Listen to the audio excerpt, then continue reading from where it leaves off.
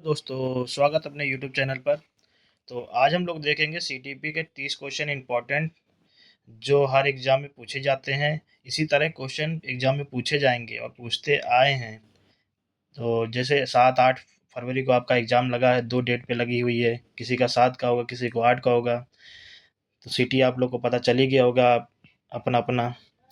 तो चलिए बिना समय गवाए शुरुआत करते हैं सीडीपी के 30 क्वेश्चन।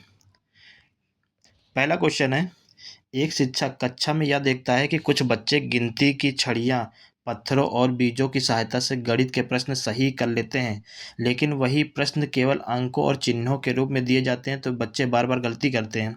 शिक्षक उन्हें बार बार समझाने का प्रयास करता है, फिर भी वे अमूर्त रूप से प्रश्न हल नहीं कर पाते। इस स्थिति में बच्चे की सीखने की मुख्य विशेषता क्या है? तो आपको बताना है इस स्थिति में बच्चे की सीखने की मुख्य विशेषता क्या है।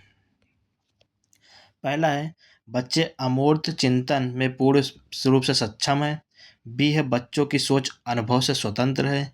सी है, बच्चे ठोस अनुभव के सहारे बेहतर सीखते हैं। डी है, बच्चों की बुद्धि जन्म से स्थिर होती है। तो आपका जो राइट आंसर होगा ऑप्शन सी होगा। बच्चे ठोस के सहारे बच्चे ठोस अनुभव के सहारे बेहतर सीखते हैं। ऑप्शन सी सही हो जाएगा,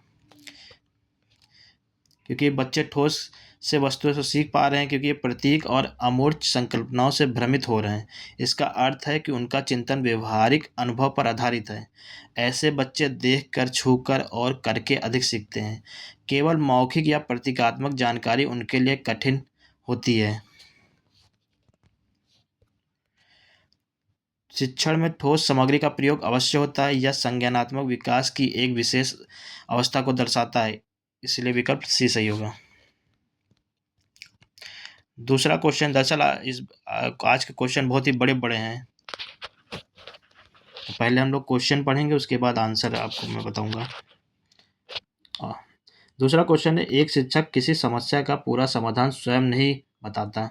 मतलब एक शिक्षक है, वो किसी समस्या का समाधान वो स्वयं नहीं बताता, बल्कि संकेत देता है और प्रश्न पूछता है और बच्चे को सोचने के लिए प्रेरित मतलब उनकी सोचने के लिए प्रेरित करता है। शुरुआत में बच्चे सहायता के बिना प्रश्न हल नहीं कर पाते हैं, लेकिन कुछ समय बाद बच्चे बिना किसी सहायता के समान प्रकार के प्रश्न को हल करने लगते हैं। उपरोक्त स्थिति में सीखने की कौन सी विशेषता है? इसमें भी बताना है आपको सीखने की कौन सी विशेषता है। सीखना केवल रटने पर आधारित होता है। सीखना दंड से नियंत्रित होता है। सीखना उचित सहायता सीखने की क्षमता को बढ़ाता है, या सीखना केवल उम्र भर निर्भर करता है। तो इसका जो राइट ऑप्शन ऑप्शन सी है। उचित सहायता सीखने की क्षमता को बढ़ाता है सीखना।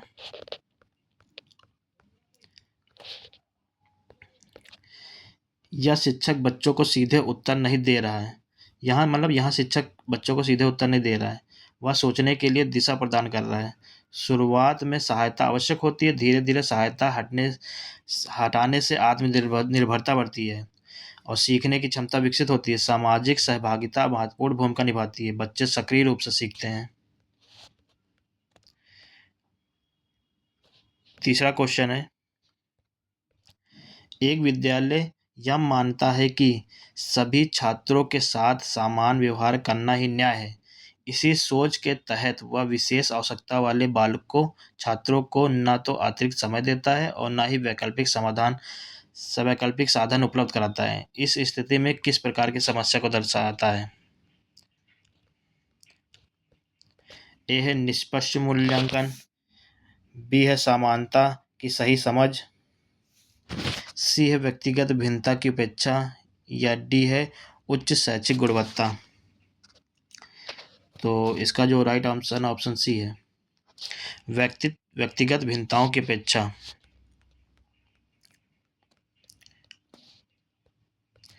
सभी बच्चों की आवश्यकताएं समान नहीं होती हैं। समान अवसर देने के लिए अलग अलग सहयोग जरूरी होता है। विशेष आवश्यकताओं वाले छात्रों को सहयोग न देना अनुचित है। यह समावेशी शिक्षा के विरुद्ध है। यहाँ समानता और न्याय में भ्रम है। व्यक्तिगत भिन्नताओं को नज़रअंदाज किया गया है, इससे सीखने में बाधा आती है। चौथा क्वेश्चन है, एक छात्र केवल इसलिए पढ़ता है क्योंकि उसे अच्छे अंक, पुरस्कार और प्रशंसा मिलती है। जैसे ही वह बाहरी कारण हट जाते हैं, उसकी पढ़ाई में रुचि समाप्त हो जाती है। इस स्थिति में छात्र की सीखने की मुख्य विशेषता क्या है? ए है सीखना स्वाभाविक रुचि पर आधारित है। बी है सीखना दीर्घकालीन होती है। और सी है सीखना बाहरी कारणों से प्रेरित होती है। या डी है उनके नैतिक मूल्यों से जुड़ा है। तो इसका जो राइट ऑप्शन है, आंसर है, वो ऑप्शन सी है। सीखना बाहरी कारणों से प्रेरित करती है, तभी बच्चे सीख पाते हैं। क्योंकि छात्र का लक्ष्य ज्ञान प्राप्ति ही नहीं, वह पुरस्कार और प्रशंसा के लिए पढ़ रहा है। रुचि स्थायी है। बाहरी कारण हटते ही सीखना रुक जाता है। यह प्रेरणा अस्थायी नहीं होती है, सीखने में गहराई कम होती है। ऐसी प्रेरणा परीक्षा केंद्रित होती है।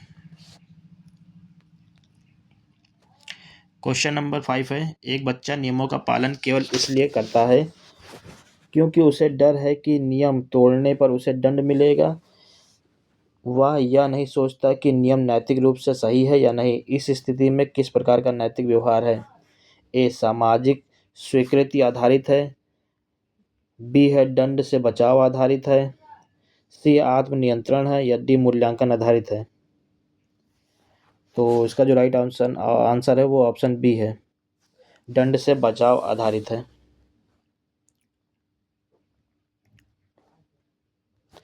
बच्चे का व्यवहार डर से नियंत्रित है या नियमों का पालन स्वेच्छा से नहीं करता है। नैतिक समझ विकसित नहीं हुई है। सही गलत का मूल्यांकन अनुपस्थित है।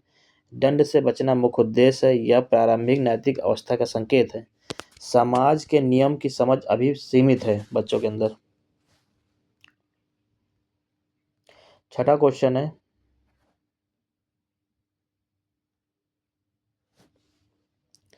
कक्षा में एक शिक्षक देखता है कि कुछ बच्चे कहानी सुनते समय बहुत ध्यान देते हैं, लेकिन वही बच्चे जब लिखित रूप से वही कहानी पढ़ते हैं तो अर्थ समझने में कठिनाई महसूस करते हैं। शिक्षक जब कहानी को चित्रों और अभिनय के माध्यम से प्रस्तुत करता है, तब वही बच्चे बेहतर समझ दिखाते हैं। यह स्थिति सीखने की किस प्रमुख विशेषता को दर्शाता है?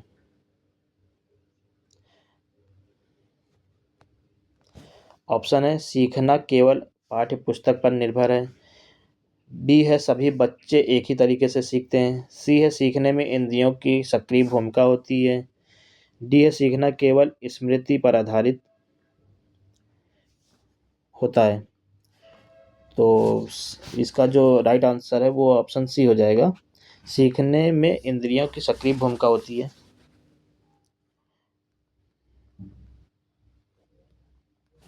क्योंकि हर बच्चा एक तरीके से नहीं सीखता, कुछ बच्चे देखकर और अनुभव करके बेहतर समझते हैं। चित्र और अभिनय कई इंद्रियों को सक्रिय करते हैं, इससे समझ गहरी होती है। केवल पढ़ना सभी के लिए प्रभावी नहीं होता है। शिक्षण में विविध विधियों का प्रयोग आवश्यक है। बहु इंद्रिय अधिगम सीखने को आसान बनाता है। अगला क्वेश्चन है 7वां, एक छात्र परीक्षा में बार बार असफल हो रहा है। शिक्षक उसे डांटने के बजाय छोटे छोटे लक्ष्य देता है और उसकी छोटी सी सफलता पर प्रशंसा भी करता है। कुछ समय बाद छात्र का आत्मविश्वास बढ़ता है और उसका प्रदर्शन सुधरने लगता है। इस यह स्थिति किस बात पर सबसे अच्छे रूप से स्पष्ट करती है? ए है दंड से सीखने की गति बढ़ती है। बी है सफलता का कोई प्रभाव नहीं पड़ता है। सी है सकारात्मक अनुभव सीखने को मजबूत करते हैं। डी असफलता को सीखने का आधार बनाते हैं। तो राइट आंसर है ऑप्शन सी हो जाएगा, सकारात्मक अनुभव सीखने को मजबूत बनाते हैं। बच्चे को हमेशा पॉजिटिव लेना चाहिए, नेगेटिव कभी नहीं लेना चाहिए। बच्चे को आगे रख के सोचना चाहिए। उनकी कमियों मत निकालना चाहिए, नहीं तो फिर आपका पेपर फिर हो गया अगर उनकी कमी निकालने लगेंगे तो। छोटे लक्ष्य पाने से छात्र को सफलता का अनुभव मिलता है। प्रशंसा आत्मविश्वास बढ़ाती है। डांट से भय उत्पन्न होती है। सकारात्मक वातावरण सीखने को बढ़ावा देती है। छात्र प्रयास करने के लिए प्रेरित होता है। सीखने में निरंतरता आती है। भावात्मक सहयोग और महत्वपूर्ण भूमिका निभाती है बच्चों के अंदर। अगला क्वेश्चन है, क्वेश्चन नंबर 8, एक शिक्षक पूरे पाठ को एक ही गति से पढ़ाता है। कुछ छात्र आसानी से समझ लेते हैं, जबकि कुछ छात्र पीछे रह जाते हैं। शिक्षक यह मानता है कि जो समझेगा वही आगे बढ़ेगा। यह स्थिति किस शैक्षिक समस्या को दर्शाती है? मतलब एक शिक्षक है जो पूरे पाठ को पढ़ाता है, कुछ छात्र होते हैं जो उसको आसानी से समझ लेते हैं, बाकी कुछ पीछे रह जाते हैं, मतलब उनका माइंड नहीं समझ पाते, वो उस मतलब जो पाठ पढ़ा रहे हैं उसको नहीं समझ पाते हैं। तो शिक्षक यह मानता है कि जो जो मतलब जो पढ़ेगा, मतलब जो जिसके समझ ज़्यादा आएगी वो आगे बढ़ेगा, जिसको समझ नहीं आया वो पीछे रह जाएगा। तो इस स्थिति में शैक्षिक समस्या को दर्शाती है, किस समस्या को दर्शा रही है? ए है प्रभावी शिक्षक, बी है व्यक्तिगत भिन्नताओं की अनदेखी, सी है उच्च स्तर की सोच, बी है आत्मनिर्भर अधिगम, डी है। तो इसका राइट ऑप्शन ऑप्शन बी हो जाएगा, व्यक्तिगत भिन्नताओं की अनदेखी।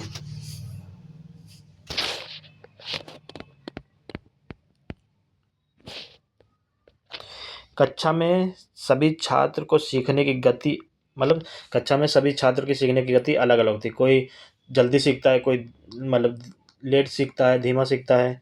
एक ही तरीके से सभी पर लागू नहीं किया जा सकता। पीछे रहने वाले छात्र को अधिक सहायता चाहिए। शिक्षक का दृष्टिकोण लचीला होना चाहिए। या व्यक्तिगत भिन्नताओं को नज़रअंदाज किया गया है। इससे सीखने की समानता बढ़ती है। प्रभावी शिक्षक अनुकूल मांगता है।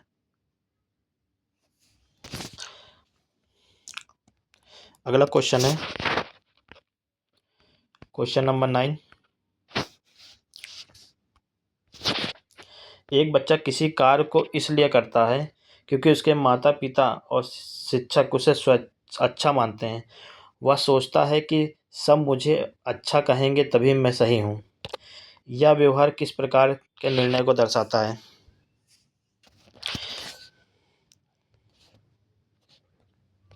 ए आत्म नियंत्रण निर्णय, बी मूल आधारित निर्णय, सी सामाजिक स्वीकृति आधारित निर्णय, डी तर्क आधारित निर्णय। तो इसका राइट आंसर है सामाजिक स्वीकृति आधारित निर्णय।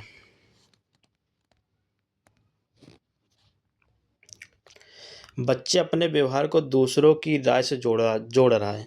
वह समाज की स्वीकृति चाहता है। अच्छा बुरा दूसरों की प्रतिक्रिया से तय होता है। स्वतंत्र नैतिक सोच विकसित नहीं हुई है। वह व्यवहार सामाजिक अपेक्षाओं पर आधारित है। ऐसी अवस्था में प्रशंसा का प्रभाव अधिक होता है। निर्णय बाहरी कारणों से प्रभावित होता है। अगला क्वेश्चन है क्वेश्चन नंबर 10, एक शिक्षक छात्रों को प्रश्न पूछने के लिए प्रोत्साहित करता है। वह गलत उत्तर देने पर भी छात्रों का मजाक नहीं उड़ाता है, बल्कि उन्हें सोचने के नए अवसर देता है। धीरे धीरे कक्षा में प्रश्न पूछने की संख्या बढ़ जाती है। यह स्थिति किस प्रकार के वातावरण को दर्शाती है? मतलब एक शिक्षक है, वो बच्चों को प्रोत्साहित करती है कि आप क्वेश्चन कीजिए। अगर बच्चे गलत उत्तर दे रहे हैं फिर भी उनका मजाक नहीं उड़ाते हैं, और इससे धीरे धीरे बच्चों के प्रश्न पूछने की क्षमता बढ़ जाती है। मतलब बहुत सारे लोग बच्चे पूछने लगते हैं। तो इस स्थिति में किस प्रकार के वातावरण को दर्शाता है? ए है भय आधारित, बी है प्रतिस्पर्धात्मक, सी है सुरक्षित और सहायक, डी है दंड केंद्रित। तो राइट आंसर ऑप्शन सी हो जाएगा, सुरक्षित और सहायक है।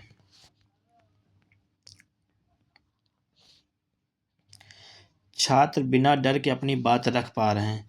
गलती को सीखने का अवसर माना जा रहा है। शिक्षक का व्यवहार सहायक है। ऐसा वातावरण सहभागिता बढ़ाता है। छात्र सक्रिय रूप से सोचते हैं। सीखने में आत्मविश्वास विकसित होता है। डर मुक्त कक्षा प्रभावित होती है।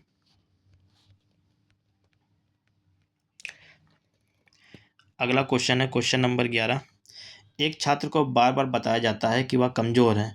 कुछ समय बाद वह प्रयास करना ही छोड़ देता है और मान लेता है कि मुझसे नहीं हो सकता है। इस स्थिति में किस मनोवैज्ञानिक प्रभाव को दर्शाती है? मतलब एक छात्र है, उसको बताया जाता है कि तुम कमज़ोर हो, तुम नहीं सीख सकते हो। तो कुछ समय आता है कि वो प्रयास करना ही छोड़ देता है। उसको लग जाता है कि मैं नहीं कर पाऊँगा, ये मुझसे नहीं होगा। तो बताना ये किस मनोवैज्ञानिक प्रभाव को दर्शाती है? ए है आत्म प्रेरणा, बी है सीखी हुई असहायता, सी है उच्च सम्मान, डी है संज्ञानात्मक लचीलापन। तो इसका राइट आंसर ऑप्शन बी हो जाएगा, सीखी हुई असहायता, क्योंकि वो प्रयास ही नहीं कर रहा है उसको सीखने का, वो मान ही चुका है कि हम ये मुझसे नहीं हो पाएगा।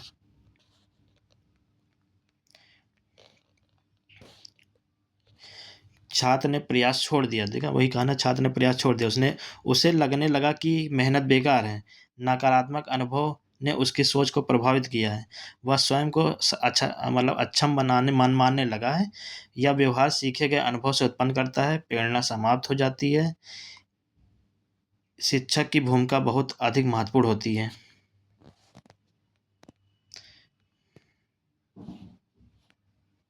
अगला क्वेश्चन है, एक शिक्षक पाठ समाप्त होने के बाद छात्रों से यह नहीं पूछता कि क्या याद रहा, बल्कि यह पूछता है कि तुम इस ज्ञान का उपयोग कहाँ कर सकते हो। यह प्रश्न पूछने का उद्देश्य क्या है? ऑप्शन ए है जांच, स्मृति जांच। ऑप्शन बी है रटने की प्रवृत्ति। ऑप्शन सी है अनुप्रयोग आधारित सोच। ऑप्शन डी है समय व्यतीत करना। तो राइट आंसर हो जाएगा ऑप्शन सी हो जाएगा, अनुप्रयोग आधारित सोच।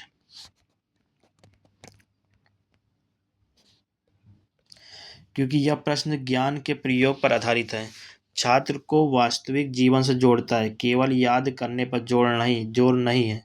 सोचने और विश्लेषण की आवश्यकता होती है, सीखना अर्थपूर्ण बनाता है, उच्च स्तर की समझ विकसित होती है, एक ऐसी सोच दीर्घकालिक होती है। अगला क्वेश्चन है क्वेश्चन नंबर 13। एक छात्र समूह में बेहतर सीखता है, जबकि अकेले पढ़ने पर वह जल्दी उब जाता है। यह स्थिति किस बात को दर्शाती है? मतलब एक छात्र है, अगर वो ग्रुप में रहेगा तो बेहतर सीखता है, और अकेले जब पढ़ने लगता है तो उसको समझ में नहीं आता, वो भी जाता है, मतलब वो पढ़ने का उसकी मन ही नहीं करता है। तो इस स्थिति में किस बात पर दर्शाती है? ए है सीखना पूर्णतः व्यक्तिगत है। बी है सामाजिक सहभागिता सीखने में सहायक है। सी है समूह कार्य समय की बर्बादी। डी है सीखना केवल शिक्षक पर निर्भर है। तो राइट आंसर ऑप्शन बी हो जाएगा, सामाजिक सहभागिता सीखने में सहायक होता है बच्चों के।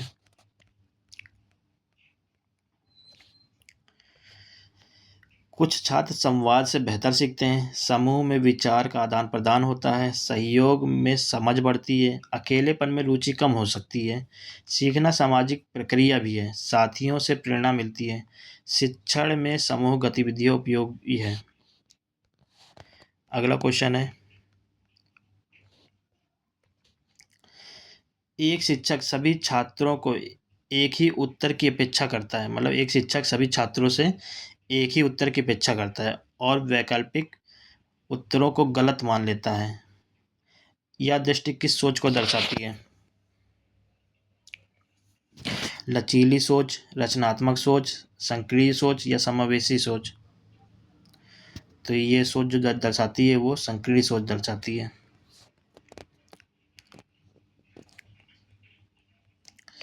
केवल एक उत्तर को सही मानना सीमित दृष्टिकोण है, छात्रों की सोच विविध हो सकती है, वैकल्पिक उत्तर रचनात्मक दर्शाते हैं। यह दृष्टिकोण नवाचार को रोकता है, सीखने की स्वतंत्रता कम हो जाती है, शिक्षण में लचीलापन आवश्यक है, सक्रिय सोच सीखने में बाधक है। अगला क्वेश्चन है, एक बच्चा किसी कार्य में असफल होने पर कहता है अभी नहीं हुआ लेकिन मैं अभ्यास करूंगा। यह कथन किस प्रकार की मानसिकता को दर्शाता है? ए है स्थिर मानसिकता। बी है नकारात्मक सोच। सी है विकासशील मानसिकता। डी है असहायता। तो ये ऑप्शन सी विकासशील मानसिकता पर दर्शाता है।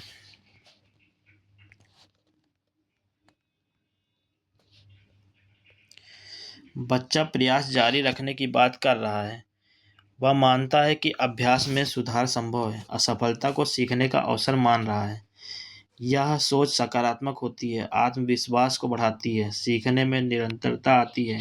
यह मानसिकता सफलता में सहायक होती है। अगला क्वेश्चन है क्वेश्चन नंबर 16। एक शिक्षक देखता है कि कुछ छात्र पाठ को शब्दश याद कर रहे लेते हैं, मतलब शब्दकोश याद कर लेते हैं, लेकिन थोड़े से प्रश्न बदलने पर उत्तर नहीं दे पाते हैं। वही कुछ छात्र पाठ को पूरी तरह याद नहीं करते हैं, फिर भी नए प्रश्नों के उत्तर अपने शब्दों में सही ढंग से दे देते हैं। यह स्थिति सीखने के किस पहलू को स्पष्ट करती है?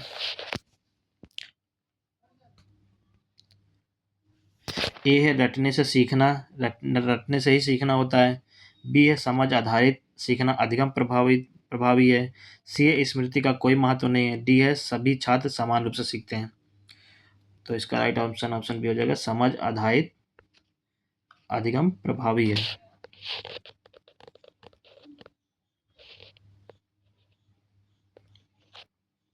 रटने वाले छात्र केवल शब्द याद करते हैं, प्रश्न बदलते ही वे भ्रमित हो जाते हैं। समझ आधारित सीखने वाले अवधारणा पकड़ते हैं, वे ज्ञान को नए संदर्भ में लागू कर पाते हैं, सीखने की गहराई बढ़ती है। ऐसी सीख दीर्घकालिक होती है, परीक्षा में भी यही उपयोगी होती है। अगला क्वेश्चन है क्वेश्चन नंबर 17। एक छात्र कठिन प्रश्न देखते ही प्रयास करना छोड़ देता है, जबकि दूसरा छात्र उसी प्रश्न को चुनौती के रूप में ले लेता है और कई बार कोशिश करता है। यह अंतर किस कारण से उत्पन्न होता है?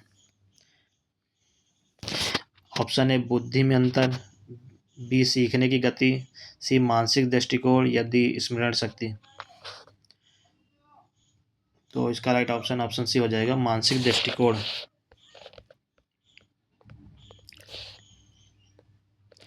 क्योंकि दोनों छात्रों की प्रतिक्रिया अलग अलग है।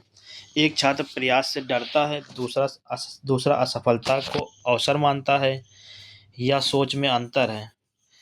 मानसिक दृष्टिकोण सीखने को प्रभावित करता है, सकारात्मक सोच प्रयास बढ़ाती है, नकारात्मक सोच प्रयास घटाती है।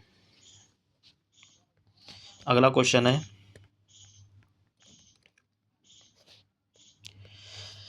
कक्षा में एक छात्र बहुत शांत रहता है, प्रश्न नहीं पूछता, लेकिन लिखित कार्य में अच्छा प्रदर्शन करता है। शिक्षक उसे कमजोर मान लेते हैं क्योंकि वह मौखिक रूप से सक्रिय नहीं है। यह स्थिति में किस समस्या को दर्शाता है? ऑप्शन ए है निष्पक्ष मूल्यांकन, ऑप्शन बी व्यक्तित्व आधारित भिन्नताओं की अनदेखी, ऑप्शन सी है छात्र की अक्षमता, ऑप्शन डी है सीखने में रुचि की कमी। तो एक छात्र है वो बहुत शांत रहता है, प्रश्न नहीं पूछता, लेकिन लिखने के कार्य में अच्छा प्रदर्शन करता है, लेकिन शिक्षक उसे कमजोरी मान लेता है क्योंकि वह मौखिक रूप से सक्रिय नहीं है। तो इस समस्या को ऑप्शन बी व्यक्तित्व आधारित भिन्नताओं की अनदेखी कर रहा है, मतलब शिक्षक। हर छात्र अपनी अभिव्यक्ति अलग ढंग से करता है। कुछ छात्र बोलने में कम, लिखने में अच्छे होते हैं। शांत रहना कमजोरी नहीं है, शिक्षक ने एक ही मापदंड अपनाया है। या व्यक्तिगत भिन्नताओं की अपेक्षा मूल्यांकन बहुआयामी होना चाहिए, अन्यथा गलत निष्कर्ष निकालते हैं। अगला क्वेश्चन है एक शिक्षक बच्चों को समूह में कार्य करने देता है, वह देखता है कि कमजोर छात्र भी समूह में सक्रिय हो जाते हैं और धीरे धीरे आत्मविश्वास विकसित करते हैं। यह स्थिति किस बात को सबसे अच्छे रूप से दर्शाती है? ए प्रतियोगिता सीखने के आधार पर, ऑप्शन बी सहयोग सीखने को बढ़ावा देता है, ऑप्शन सी अकेले सीखना सर्वोत्तम है, ऑप्शन डी शिक्षक की भूमिका महत्वहीन है। तो राइट ऑप्शन ऑप्शन बी हो जाएगा, सहयोग सीखने को बढ़ावा देता है।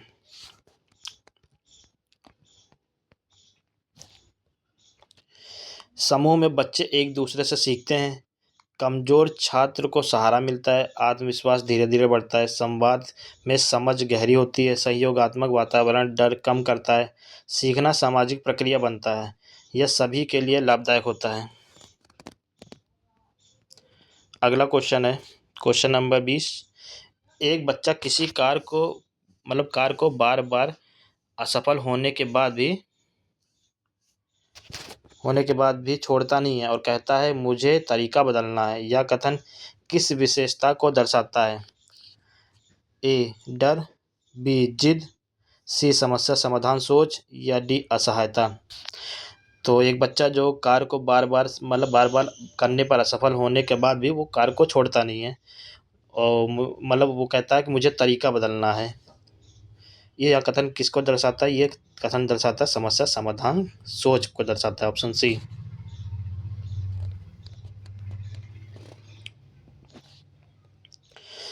क्योंकि बच्चा हार नहीं मान रहा है, वह अपनी रणनीति बदलने की बात कर रहा है। यह लचीली सोच का संकेत है, समस्या को समझकर समाधान खोजने का प्रयास है। यह उच्च स्तर की सोच को दर्शाता है। सीखने में यह गुण बहुत महत्वपूर्ण है, ऐसे बच्चे आगे बढ़ते हैं। अगला क्वेश्चन है, एक शिक्षक परीक्षा में केवल लिखित उत्तरों के आधार पर छात्रों का मूल्यांकन करता है, जबकि कक्षा में कई छात्र मौखिक और क्रियात्मक गतिविधियों में अच्छा प्रदर्शन करते हैं। यह स्थिति किस समस्या को दर्शाती है? ए समग्र मूल्यांकन, बी सीमित मूल्यांकन दृष्टिकोण, सी निष्पक्ष परीक्षा या डी उच्च शैक्षिक स्तर। तो एक जो शिक्षक परीक्षा में केवल लिखित उत्तरों के आधार पर छात्रों का मूल्यांकन करता है, जबकि कई छात्र मौखिक और क्रियात्मक गतिविधियों में अच्छा प्रदर्शन करते हैं। तो ये ऑप्शन बी हो जाएगा, सीमित मूल्यांकन दृष्टिकोण को दर्शाती है। सीखना केवल लिखित उत्तरों तक सीमित नहीं है, कुछ छात्र अन्य तरीके से बेहतर प्रदर्शन करते हैं। केवल एक विधि से मूल्यांकन अधूरा होता है, यह छात्र की वास्तविक क्षमता नहीं दिखाता। मूल्यांकन व्यापक होना चाहिए। यह स्थिति सीमित सोच दर्शाती है, समग्र विकास प्रभावित होता है। अगला क्वेश्चन है क्वेश्चन नंबर 22। एक बच्चा शिक्षक के सामने तो नियमों का पालन करता है, ठीक है, लेकिन अनुपस्थिति के नियम तोड़ देता है। यह व्यवहार क्या दर्शाता है? आत्मनियंत्रण, बी मूल्य आधारित व्यवहार, सी बाहरी नियंत्रण आधारित व्यवहार या डी जिम्मेदार नागरिकता। तो आंसर बाहरी नियंत्रण आधारित व्यवहार को दर्शाता है। बच्चा नियमों को भीतर से स्वीकार नहीं कर पा रहा है, उसका व्यवहार निगरानी पर निर्भर है, डर या दंड का प्रभाव है, स्व नियंत्रण विकसित नहीं हुआ है, नैतिक समझ सतही है। ऐसे व्यवहार अस्थायी होता है। शिक्षक का उद्देश्य आंतरिक नियंत्रण है।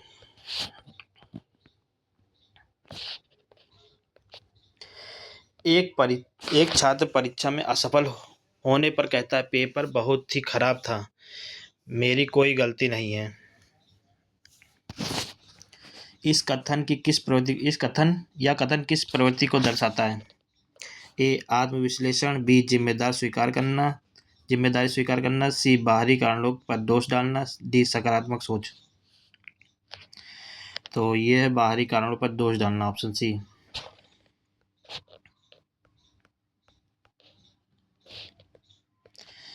छात्र अपनी गलती स्वीकार नहीं कर पा रहा है, वह बाहरी परिस्थितियों को दोष दे रहा है, यह आत्म सुधार में बाधक है, जिम्मेदार से बचने की प्रवृत्ति है, सीखने का अवसर खो जाता है और उसका जो आत्म विश्लेषण आवश्यक होता है, यह सोच प्रगति में रुकावट है।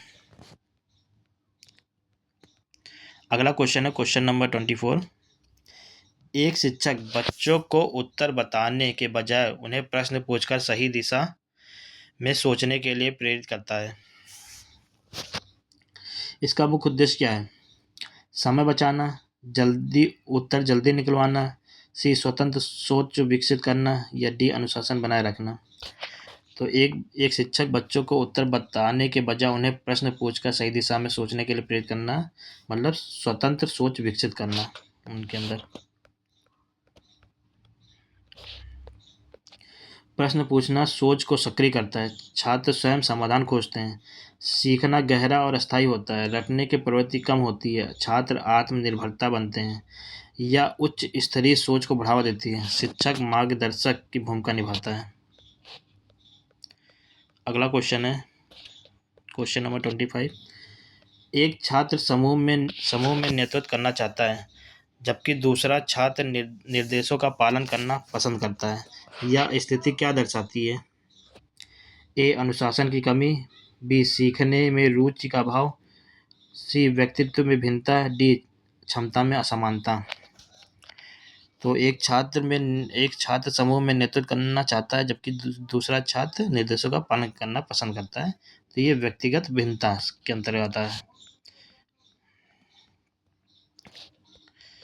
क्योंकि हर छात्र का स्वभाव अलग अलग होता है। कुछ नेतृत्व करना पसंद करते हैं, कुछ सहयोगी भूमिका में सहज होते हैं, या स्वाभाविक भिन्नता है। इसे कमजोरी नहीं माना जाना चाहिए। शिक्षण में इन भिन्नताओं का सम्मान जरूरी है। विविधताओं सीखने को समृद्ध बनाती है।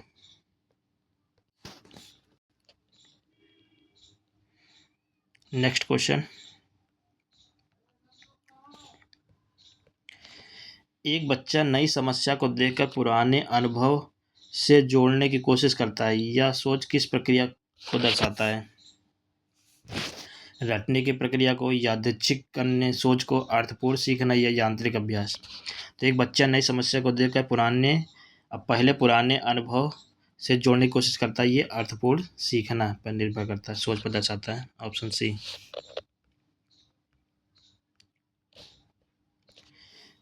बच्चा नए ज्ञान को पुराने ज्ञान से जोड़ रहा है, इससे समझ मजबूत होती है, सीखना अर्थपूर्ण बनता है, यह दीर्घकालीन स्मृति में सहायक है। रटने में ऐसा नहीं होता है, यह सक्रिय सोच का संकेत है, ऐसी सीख अधिक उपयोगी होती है। अगला क्वेश्चन है क्वेश्चन नंबर 27। एक शिक्षक गलती को दंड का कारण मानता है, जबकि दूसरा शिक्षक गलती को सीखने का अवसर मानता है। दूसरे शिक्षक का दृष्टिकोण किस पर आधारित है? मतलब पहले का नहीं पूछा, दूसरे का, मतलब जबकि दूसरा शिक्षक गलती को सीखने का अवसर मानता है। आपको ये बताना है कि दूसरे शिक्षक का दृष्टिकोण किस पर आधारित है। भय पर आधारित है, नियंत्रण पर आधारित है, विकास पर आधारित है, या दमन पर आधारित है? तो ऑब्वियसली बात है कि विकास पर आधारित होगा। ऑप्शन सी सही हो जाएगा, क्योंकि गलती से सीखने का अवसर मिलता है।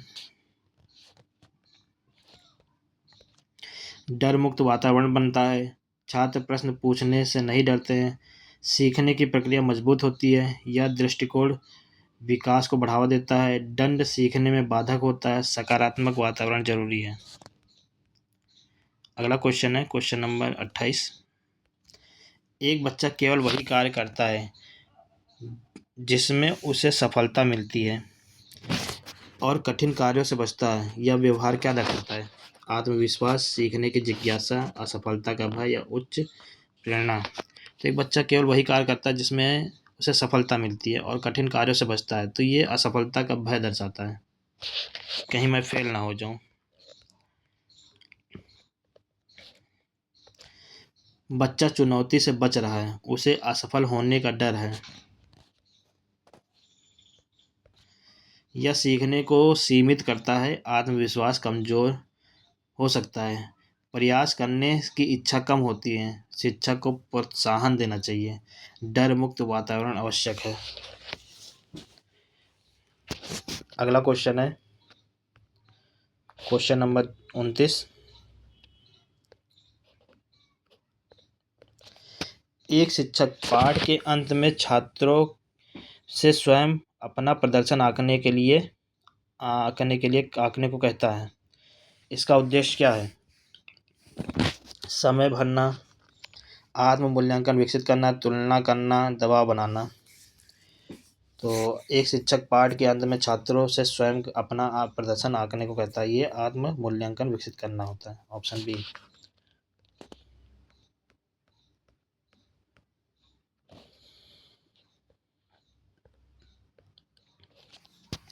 छात्र अपने कार्य पर विचार करता है, उसे अपनी कमजोरी और ताकत समझ जाती है, आत्म सुधार की भावना विकसित होती है, सीखने की जिम्मेदारी बढ़ती है, स्वनियंत्रण को बढ़ावा देता है, शिक्षक पर निर्भरता कम होती है, सीखना गहरा होता है।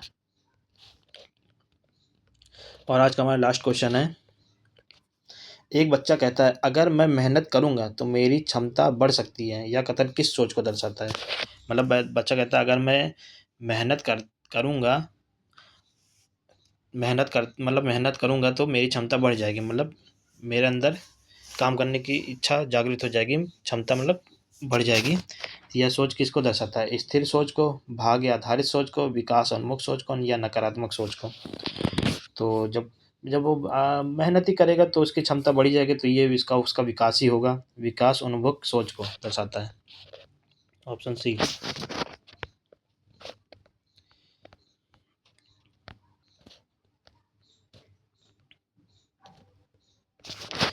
बच्चा क्षमता को स्थिर नहीं मानता। बच्चा क्षमता को स्थिर नहीं मान रहा है, वह प्रयास को महत्वपूर्ण मानता है। यह सकारात्मक दृष्टिकोण है। सीखने में निरंतरता आती है। असफलता से डर कम होता है। यह सोच सफलता में सहायक होती है। ऐसी मानसिकता छात्रों को आगे बढ़ाती है। तो दोस्त, ये थे हमारे 30 क्वेश्चन। तो आप सब बताइए, कमेंट करिएगा कि हमारे क्वेश्चन कैसे लगे हैं। इसी तरह क्वेश्चन पूछे जाते हैं घुमा फिरा के, आपको बस थोड़ा दिमाग लगाना है। और बच्चे को कभी भी उसको निगेटिव में मत लीजिएगा, हमेशा वो बच्चा पॉजिटिव में रहेगा। तो आप सब बताइए कैसा वीडियो लगेगा। अगर वीडियो अच्छा लगेगा तो प्लीज़ लाइक करिएगा, चैनल पर नए हैं तो सब्सक्राइब कर लीजिएगा। तो और कमेंट करिएगा नेक्स्ट किस पर वीडियो आपको चाहिए। Thank you.